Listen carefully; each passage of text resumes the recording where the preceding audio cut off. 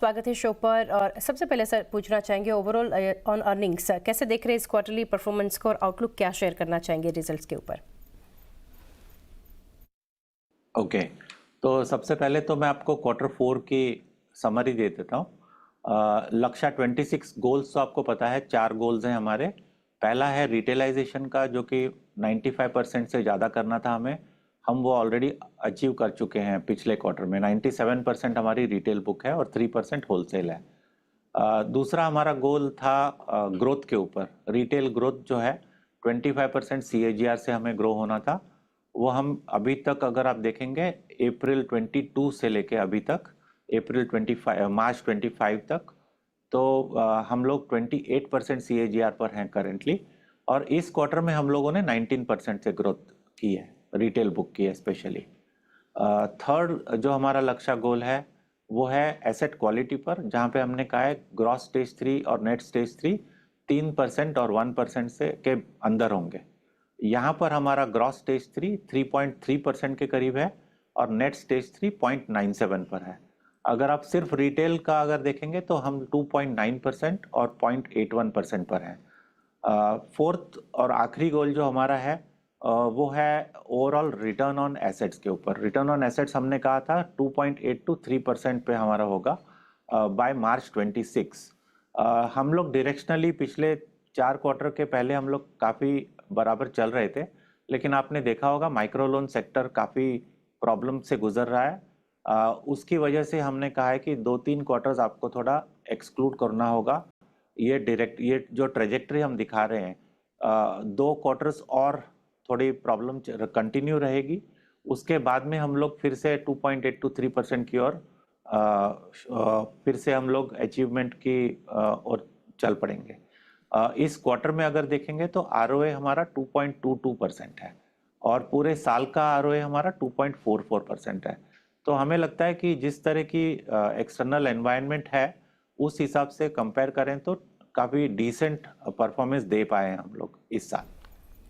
जी, तो सचिन सर आगे जानना चाहेंगे ओवरऑल अगर ग्रोथ के फ्रंट पर बात करें तो इन लोन बुक का आप कैसे देख रहे हैं और specifically in housing and vehicle loans? Sure. तो देखिए, हम व्हीकल लोन्स में हम लोग 4 व्हीलर में नहीं है, हम लोग 2 व्हीलर लोन्स में है। और इस साल अगर देखेंगे तो ओवरऑल व्हीकल लोन्स हमारा काफ़ी अबाउट 8% ग्रोथ हमने दिखाई है पूरे साल में। लेकिन इस क्वार्टर की बात करें तो इस क्वार्टर में हम लोगों ने काफ़ी हद तक ब्रेक्स लगाए हुए थे 2 व्हीलर लोन्स पे। हमने एक नया project Cyclops credit underwriting tool implement किया है, जो सबसे पहले 2 व्हीलर पे हमने इम्प्लीमेंट किया है।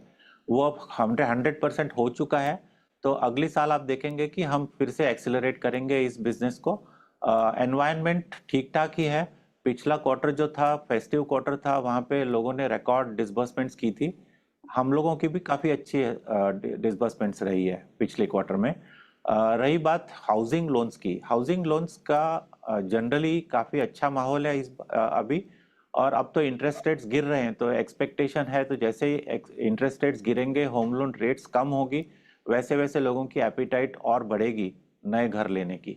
तो हाउसिंग लोन लैब दोनों के लिए काफ़ी अच्छा रहेगा और 2 व्हीलर का ठीक ठाक रहेगा। अगली साल का भी ग्रोथ मेरे ख्याल से 4 से 6% के करीब होना चाहिए इंडस्ट्री के लिए। जी, तो सर आगे और डिटेल्स जानना चाहेंगे on asset quality as well as credit cost. तो एसेट क्वालिटी के लिए हम लोगों ने कहा है कि हमारी क्रेडिट कॉस्ट जो है वो 2.5 to 2.75 के रेंज में रहेगी। और हम लोगों ने क्योंकि अभी माइक्रो लोन्स का जो माहौल चल रहा है जिस तरह से, वो काफ़ी डिफ़िकल्ट रहा है सब प्लेयर्स के लिए।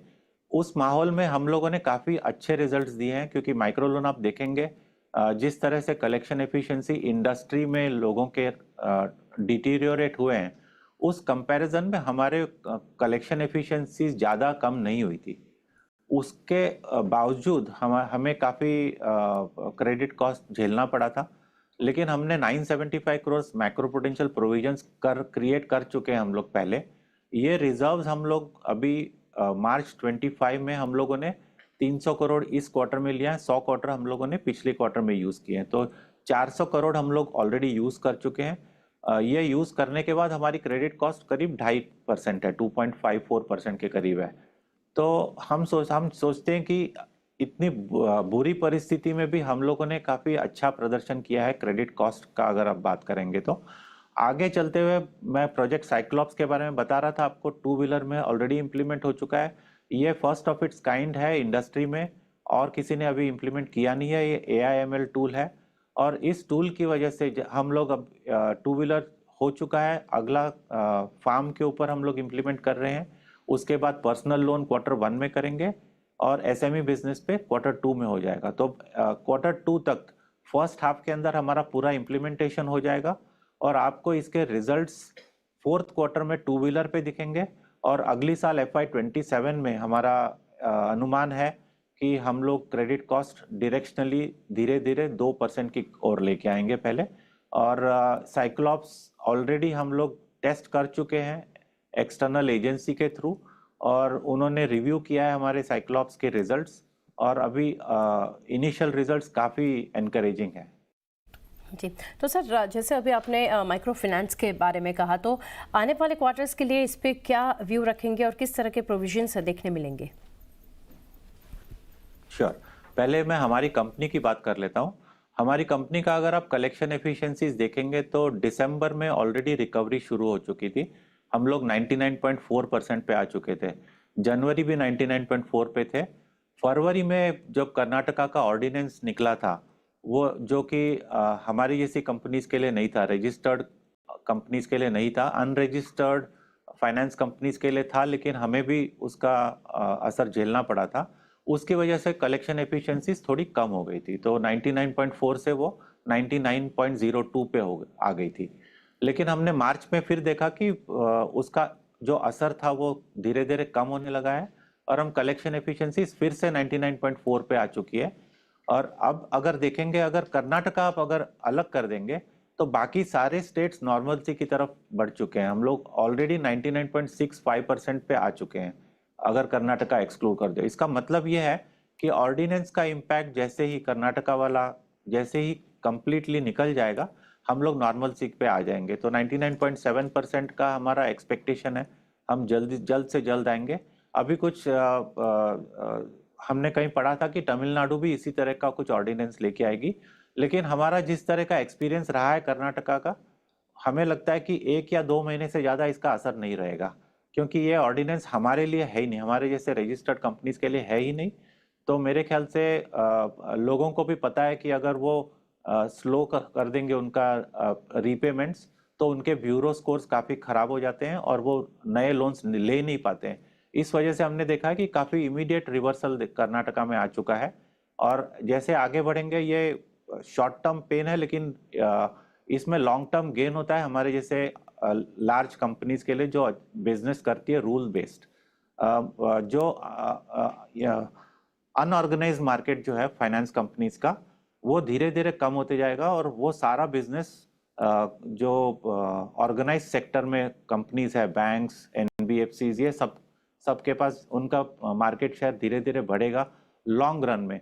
तो ये शॉर्ट टर्म पेन है, लेकिन लॉन्ग टर्म में हमें लगता है इसका काफ़ी गेन होने वाला है। जी, तो Sachin sir, last couple of points जो मैं पूछना चाहूँगी, एक तो ब्रांच एक्सपेंशन या फिर नेटवर्क एक्सपेंशन को लेकर अभी इन नियर फ्यूचर कंपनी के कुछ प्लान्स जो आप शेयर कर सकें। हमने बात की थी गोल्ड लोन के बारे में कि हम एक गोल्ड लोन कंपनी एक्वायर कर रहे हैं। एक तो वो नई ब्रांचेस 130 ब्रांचेस, जैसे ही हमारा वो ट्रांजैक्शन कंप्लीट हो जाएगा 130 ब्रांचेस वो ऐड हो जाएगी। इसके अलावा हम लोग ब्रांच एक्सपेंशन कर रहे हैं हमारे माइक्रो लैब बिजनेस के लिए और SME बिजनेस के लिए। तो ये माइक्रो लैब के अंदर हमने ऑलरेडी 80 ब्रांचेस खोल दिए, जहाँ पे गोल्ड लोन भी शुरू हो जाएगा उसमें से सेलेक्ट ब्रांचेस में। तो जैसे जैसे नए बिजनेसेस शुरू होंगे, वैसे वैसे branch expansion part and parcel है ग्रोथ का, तो वो कंटिन्यू होते रहेगा। जी, एंड सर लास्टली जानना चाहेंगे overall guidance for coming quarters आप क्या शेयर करना चाहेंगे?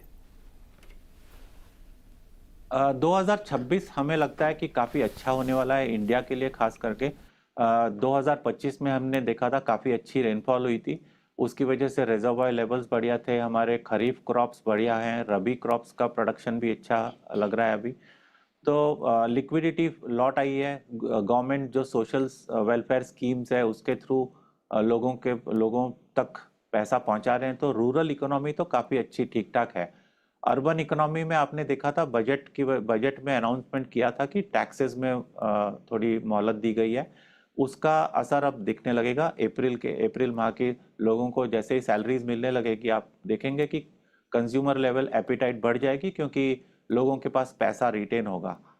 इसी इसी को मद्दे नज़र रखते हुए गवर्नमेंट ने ये कदम उठाए हैं, और रिजर्व बैंक ऑफ इंडिया ने भी काफ़ी लिक्विडिटी क्रिएट की है सिस्टम में, जिसकी वजह से बैंक्स और हमारी जैसी फाइनेंस कंपनीज भी और एक्स्ट्रा क्रेडिट दे सकेगी, जिसकी वजह से डिमांड उपलब्ध होगी। और आपको होम लोन के बारे में मैंने बताइए कि ऑलरेडी इंटरेस्ट रेट्स जैसे जैसे कम होंगे, वैसे होम लोन्स लेने के लिए भी लोग एडिशनल स्टेप्स लेंगे। तो मुझे लगता है अगला साल हमारी जैसी कंपनीज के लिए काफ़ी अच्छा होने वाला है। माइक्रो लोन्स का जो सिर्फ एक इशू है, वो अगले 2-3 क्वार्टर्स के अंदर ठीक हो जाएगा, और हमें लगता है कि second half of this financial year काफ़ी अच्छा रहेगा ग्रोथ के हिसाब से। तो हम सोच रहे हैं कि करीब करीब 20% के करीब ओवरऑल बुक ग्रोथ हो जाएगी हमारी। जी, तो सचिन सर काफ़ी डिटेल्स हमारे साथ शेयर की। Thank you sir for connecting and best wishes for coming quarters.